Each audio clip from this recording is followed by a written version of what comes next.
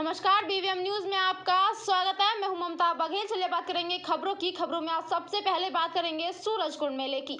हर साल अरावली की वादियों में मिनी भारत की झलक पेश करने वाले इंटरनेशनल सूरजकुंड क्राफ्ट मेले का लुत्फ पर्यटक इस साल नहीं उठा पाएंगे। फरवरी महीने में आयोजित होने वाला सूरजकुंड क्राफ्ट मेला इस बार आयोजित नहीं होगा।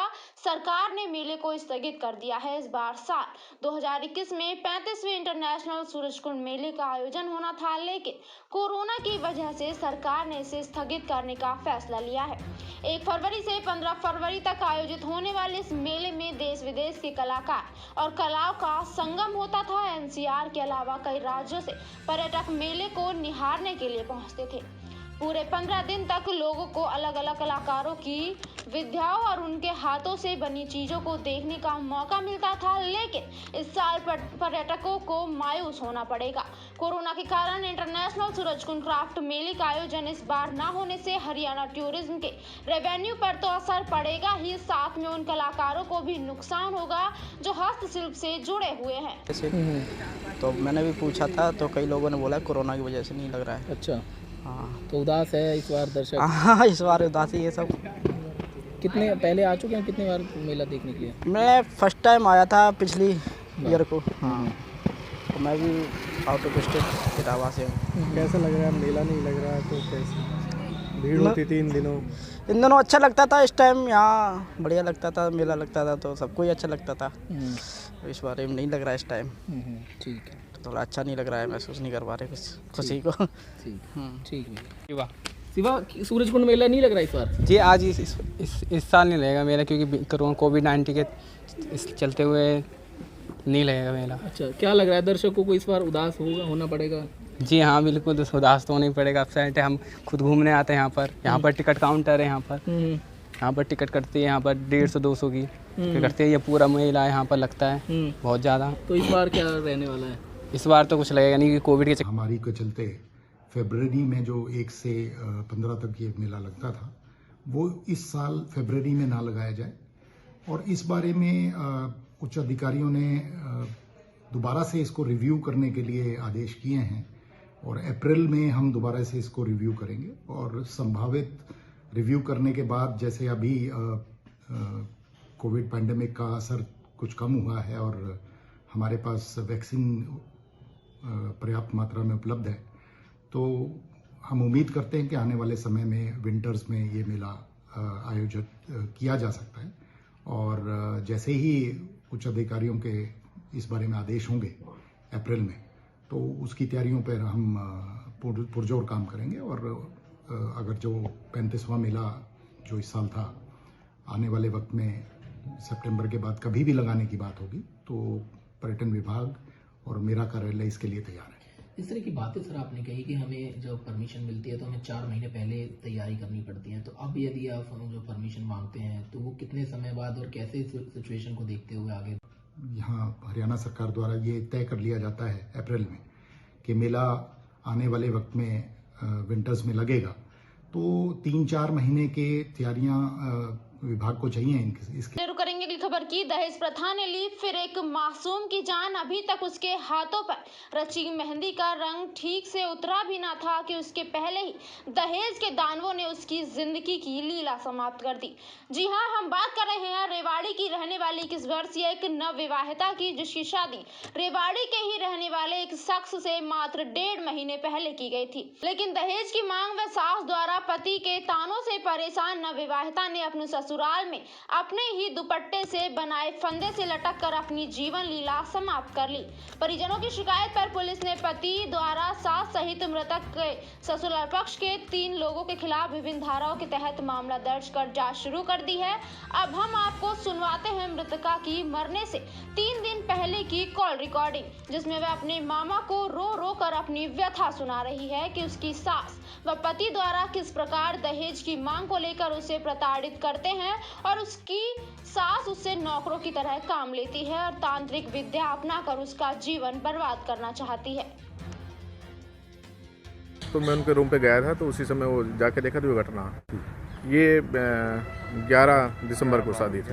हम सोचा कि नई शादी हुई है, थोड़ा सा एडजस्टिंग होने में टाइम लगता है, तो एडजस्टिंग हो जाएगी, कोई बात नहीं। हम तो उसको समझाया ही था, लेकिन हमें नहीं पता था इनके बीच में क्या क्या धीरे धीरे कार्रवाई हो रही है, कि बाद में उनके जो फ़ोन कॉल की रिकॉर्डिंग से हमें पता चला कि क्या चीज़ है, क्या साथ में डिमांड अपने हैदराबादी दहेज के बारे में, और उसको टॉर्चर करना कि बार बार ये लिखा हो तुम ऐसे हो वैसे हो, ये सामान नहीं दिया, गाड़ी नहीं, बाइक नहीं दी, और 4 सामान दे दिया, ये वो है, कैश नकद दो 1 लाख रुपए और कैश दो, ये पहुँचे तो वहाँ पर लड़की की माँ मंजू, सास मंजू, लड़की की माँ लक्ष्मी और उसका ससुर अनिल और लड़की का मामा दीपक, भाई वगैरह वहीं पर मिले। उन्होंने बताया कि जी हमारी लड़की को ये दहेज के लिए तंग व परेशान करते थे, इसलिए हम इनको समझाने के लिए आए थे। तो हमारी लड़की ने कमरा को बंद करके और पंखा के चुन्नी की फंदा लगा के फांसी लगा के आत्महत्या कर ली।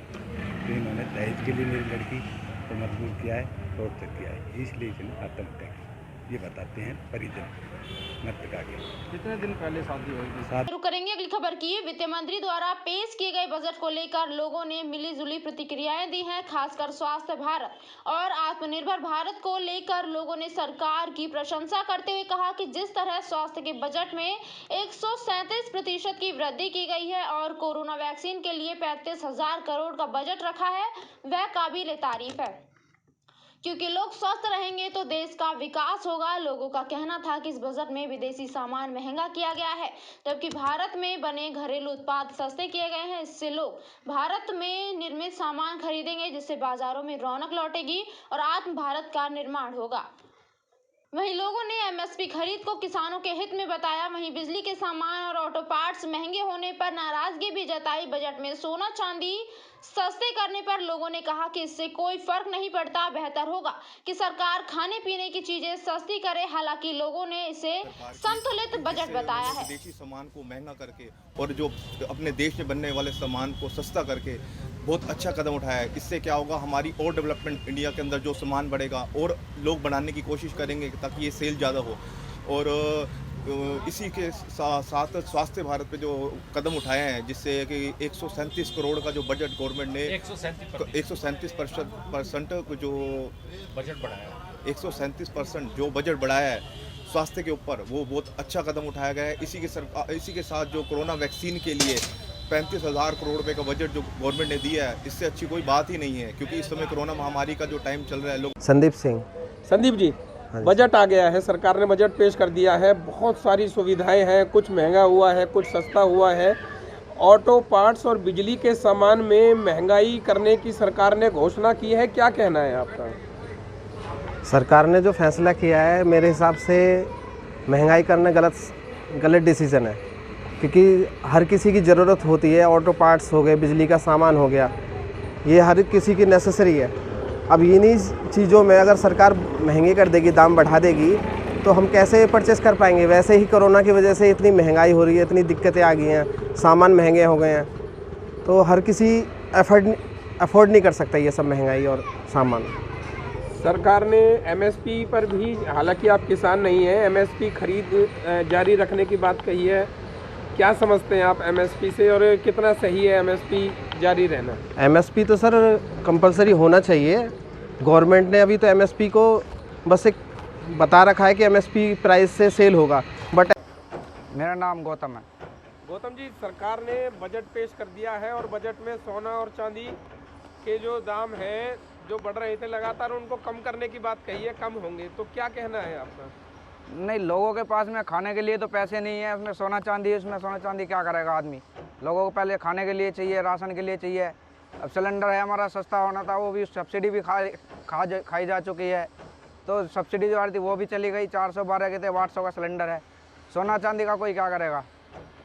आदमी पहले खाना पीना देखेगा अपना, तो सोने चांदी से हमें क्या उसमें ज़रूरत है? उसमें सोना चांदी से हम कुछ नहीं। होने के नाते सरकार से क्या डिमांड है आपकी?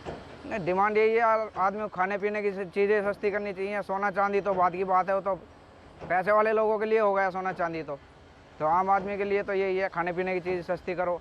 करेंगे अगली खबर की कोरोना संक्रमण के खतरे को देखते हुए देश में लगे लॉकडाउन के बाद सभी प्रतिष्ठान, मंदिर, गुरुद्वारे, व्यापार जैसी हर चीज को बंद कर दिया गया था। लेकिन शिक्षा के मंदिर कहे जाने वाले स्कूलों पर भी ताला लटका दिया गया था। आज 11 महीने बाद छठी से लेकर 8वीं तक की कक्षाएं फिर से प्रारंभ हुई।